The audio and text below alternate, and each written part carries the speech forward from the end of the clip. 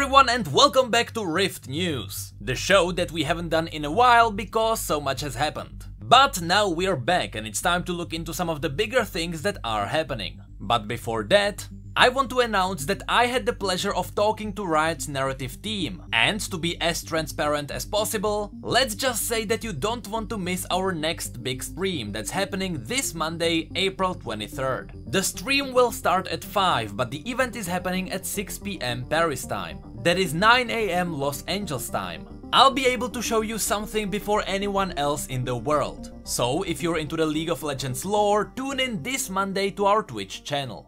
But now, let's have a look at the news. Earlier today, patch 8.8 was deployed onto live servers, and its full content will be unlocked throughout the following weeks. So let's have a look at what is coming. Varus is joining the Conqueror skin line. Together with Karma, Ahri and Nidalee, they are forming a team that's missing only one member. That one could be either a jungler or a top laner. The skin is obviously released in celebration of MSI 2018. In his recall, he even lifts up a replica of the cup. And speaking of MSI, outside of Varus's own icon, you can get an insane amount of MSI icons, and even MSI emotes. There is also a general emote for the whole event. And just like every year now, there is also a new Conqueror Ward. But the MSI content doesn't end there. By now, you probably saw the new login screen. And there is also a new skin for Baron. There is a video by Skin Spotlights that perfectly captures the differences between the two models. Besides this new model, Summoner's Rift will also be decorated with MSI flags.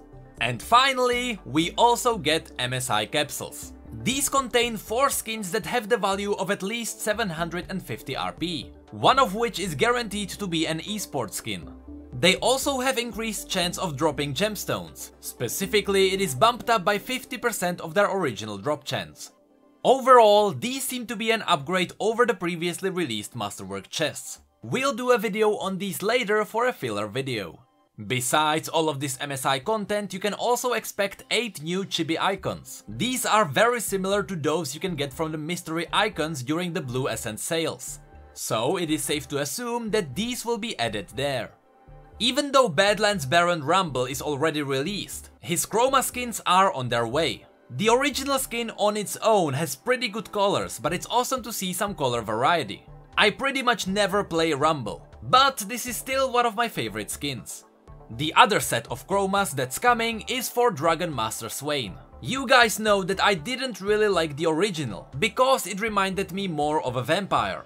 Thankfully, that issue is fixed with his red chroma skin that tunes down his paleness. And even the dragon forms change colors, so I might look into that skin now. This patch also brings up a lot of balance changes, but because we usually like to avoid these, let's have a look at the 2 big ones. As we mentioned 2 weeks ago, LeBlanc is getting some tweaks. Her passive and ultimate icons are getting updated, and most of her abilities got adjusted AP scaling and cooldowns. She's going away from a mage who can burst you down in an instant, to a mage who can obliterate you if you allow her to stay around you for a while. She'll be more reliant on her chains now, and if you don't have the burst to get rid of her, she'll remove you. The other big change is that Varus now has a new W. Its passive gives you scaling bonus magic damage on your auto attacks. This means that you can legitimately play AP Varus now. But it also got a new active ability. By pressing W, you enhance your next Q. The next piercing arrow will deal damage based on the target's missing health. So he now has an execute. There are also new graphics and sound effects to go with this ability. Once again, they are covered by Skin Spotlights. Since the NALCS is over, a lot of players and teams involved decided to auction off their signed shirts, and all the gathered money was then donated to International Medical Corps. All the auctions have now ended, but there are some examples of the other shirts and prices. They usually went for anywhere between $300 and $1,000. On Universe, Riot released 2 teaser images of Yasuo and Riven. No further information was given. And unlike all the other images, these have no description, so as of right now, they are just there. We then got 2 interesting posts on the boards.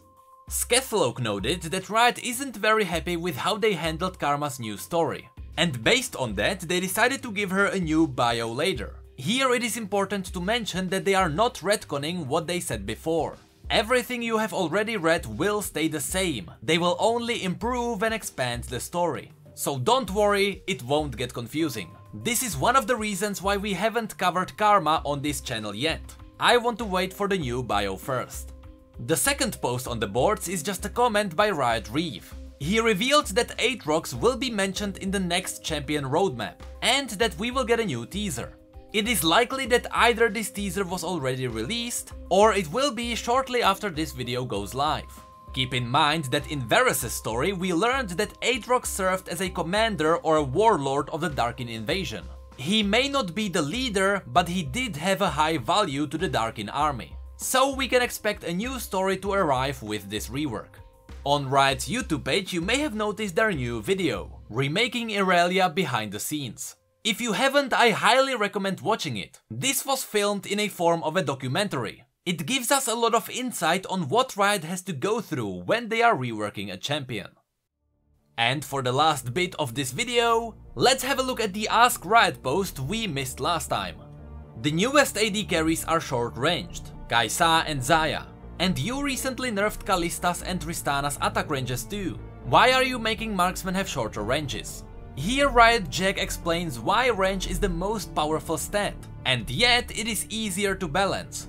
Simply put, the reason why range is so powerful is because one champion can deal damage while the other can't. This is similar to saying that one of them has 100% attack advantage, but because there always has to be some form of balance, long-range champions will always deal less damage than short-range champions, because they can deal damage before the others get to them. That simply makes sense.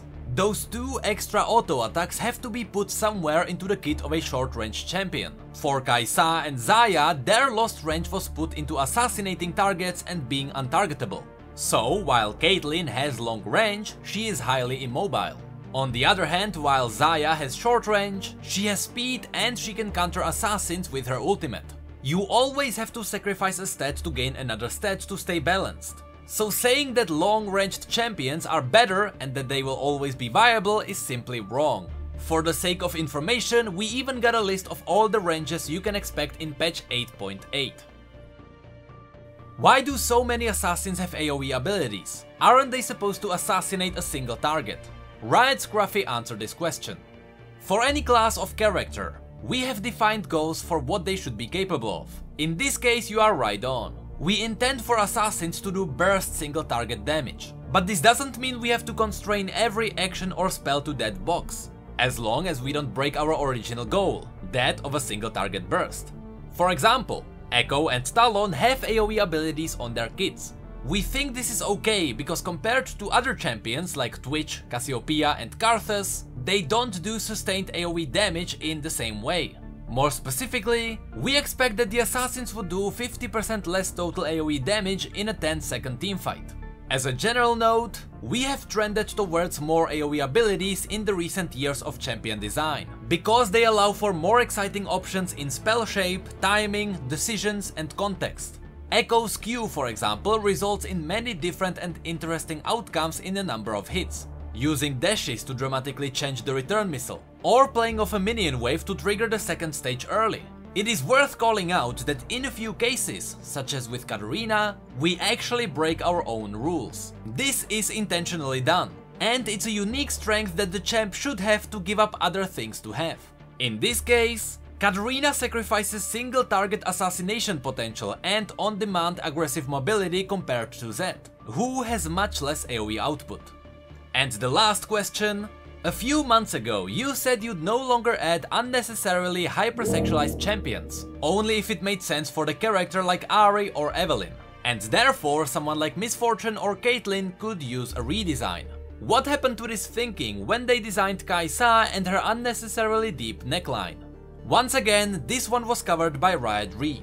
We'll be the first one to admit that Kai'Sa's neckline didn't land well with players, and that it made her look unnecessarily sexualized, even if it wasn't the intention. From the beginning of her development, we wanted Kai'Sa to be a regular human who survived the void by coexisting with a void creature, not someone who escaped but was corrupted by the experience. We felt that this was what made her unique in the Void champion lineup. And plus, we had recently made a corrupted themed champion with Kayn. For these reasons, it was really important for us to make sure Kai'Sa looked like a human wearing a Void suit, rather than a monstrosity created by the Void. Early on, Kai'Sa didn't have a deep neckline, but when we got her in game, we realized her dark hair combined with the suit made her look more Void creature or corrupted human than normal person wearing a Void suit. Particularly because her human skin showing on her face was small on screen and difficult to read from the in-game camera.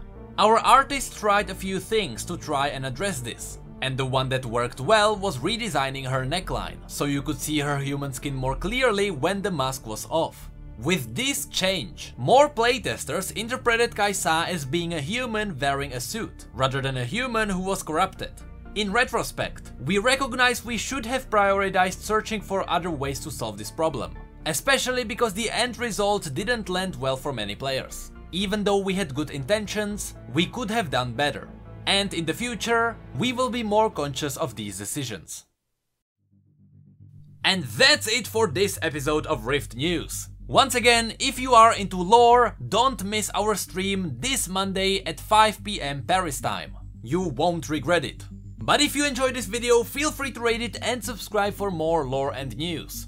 Our social media, Twitch and P.O.Box will be in the description. Of course, massive shout out to our Patreons for going the extra mile. You guys are awesome. And with that, thank you all so much for being here and for your support. You know I really appreciate it. And as always, thank you come again.